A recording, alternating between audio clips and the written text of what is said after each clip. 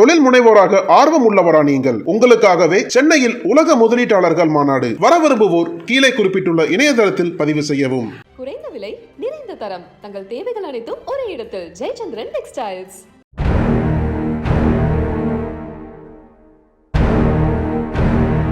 வாழ்ந்தா அவன் கூட தான் வாழ்வேன்.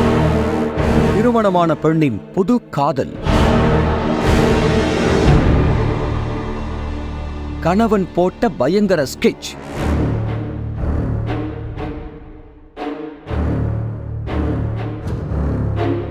கடைசியில் காத்திருந்த அதிர்ச்சி. கிடுகிடுக்கும் கிருஷ்ணகிரி.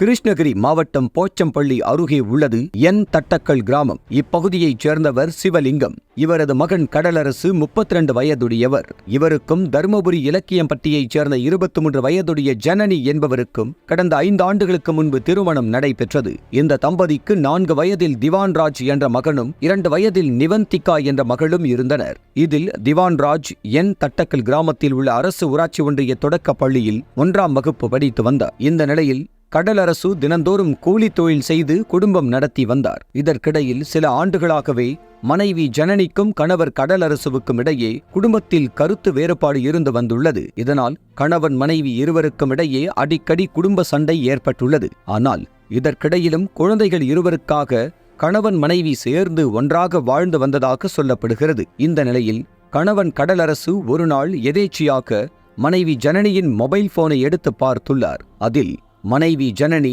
அதே கிராமத்தைச் சேர்ந்த வேறொரு நபருடன் நெருக்கமாக பேசும் கால் ரெக்கார்டிங் அதிகம் இருப்பதை கேட்டு அதிர்ச்சி அடைந்துள்ளார். இதை அடுத்து கால் ரெக்கார்டிங் குறித்து மனைவி ஜனனியிடம் விளக்கம் கேட்க குடும்ப தகராறு பூதாகரமாக மாறியது. உடனே கணவன் கடலரசு மனைவி ஜனனியின் குடும்பத்தினரை அழைத்து அவரது நடத்தை பற்றி பஞ்சாயத்து செய்துள்ளார். அதில் சில முடிவுகள் எடுக்கப்பட்டு மனைவி ஜனனி அம்மா வீட்டில் இருந்துள்ளார். அதன் பின்னர் குடும்ப பிரச்சனையை பேசி தீர்த்து கொள்ளலாம் என உறவினர்கள் அறிவுரை கூறி இருவரையும் மீண்டும் சேர்த்து வைத்ததாக கூறப்படுகிறது. இதற்கிடையே மனைவி ஜனனி அவரது தாயார் வீட்டில் 1 வார காலம் மட்டும் இருந்துவிட்டு கணவன் கிராமத்திலேயே தகாத உறவில் மற்றொரு நபருடன் தனி குடும்பம் நடத்தியது கடலரசுவிற்கு தெரிய வந்திருக்கிறது. இதை கேட்டு அதிர்ச்சியடைந்த கணவன் கடலரசு மனைவி ஜனனியை அழைத்து அறிவுரை கூறியுள்ளார்.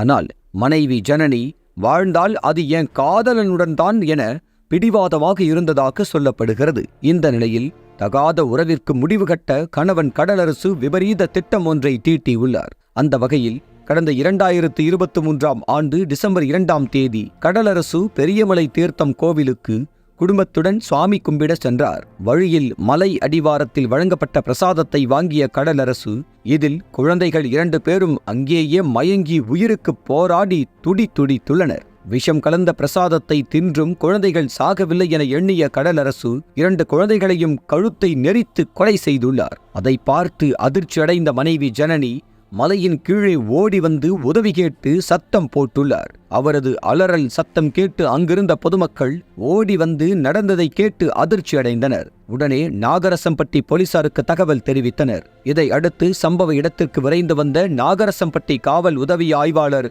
சிவசந்தர் தலைமையிலான போலீசார் மயங்கி கிடந்த கணவன் மனைவி 2 பேரையும் மீட்டு ஆம்புலன்ஸ் மூலம் கிருஷ்ணகிரி அரசு மருத்துவக் கல்லூரி மருத்துவமனைக்கு அனுப்பி வைத்தனர். அங்கு அவர்களுக்கு தீவிர சிகிச்சை அளிக்கப்பட்டது. மேலும் இறந்து கிடந்த 2 குழந்தைகளின் சடலங்களையும் மீட்டு ஆம்புலன்ஸ் மூலம் பிரேத பரிசோதனைக்காக கிருஷ்ணகிரி அரசு மருத்துவக் கல்லூரி மருத்துவமனைக்கு அனுப்பி வைத்தனர். இந்த சம்பவம் குறித்து நாகரசம்பட்டி போலீசார் வழக்கு பதிவு செய்து விசாரணை நடத்தி வந்தனர். இதையடுத்து 2 குழந்தைகளின் உடல் பிரேத பரிசோதனை செய்யப்பட்டு உறவினர்கள் வசம் ஒப்படைக்கப்பட்டு அவர்கள் குல வழக்கப்படி அடக்கம் செய்யப்பட்டது. மருத்துவமனையில் இருந்த மனைவி ஜனனி அனுமதிக்கப்பட்ட அன்றைய தினமே குணமடைந்து தாயார் வீட்டிற்கு சென்ற நிலையில் கணவன் கடலரசு கிருஷ்ணகிரி அரசு மருத்துவக் கல்லூரி மருத்துவமனையில் கடந்த 32 நாட்களாக சிகிச்சை பெற்று வந்தார். அதன் பின்னர் பூரண குணமடைந்து வீடு திரும்பிய கடலரசை நாகரசம்பட்டி போலீசார் கைது செய்தனர். 2 குழந்தைகளை கொலை செய்த காரணத்திற்காகவும் மனைவியை கொலை செய்ய முயற்சித்த காரணத்திற்காகவும் போச்சம்பள்ளி நீதிமன்றத்தில் ஆஜர்படுத்தி தருமபுரி சிறையில் அடைத்தனர். மனைவியின் தகாத உறவினால் 2 குழந்தைகளுக்கு விஷம் கொடுத்து கழுத்தை நெரித்து தந்தையே கொன்றுவிட்டு குடும்பத்தினருடன் தற்கொலைக்கு முயன்று உயிர் பிழைத்து சிறைச் சென்ற சம்பவம் அப்பகுதியில் அதிர்ச்சியை ஏற்படுத்தி உள்ளது.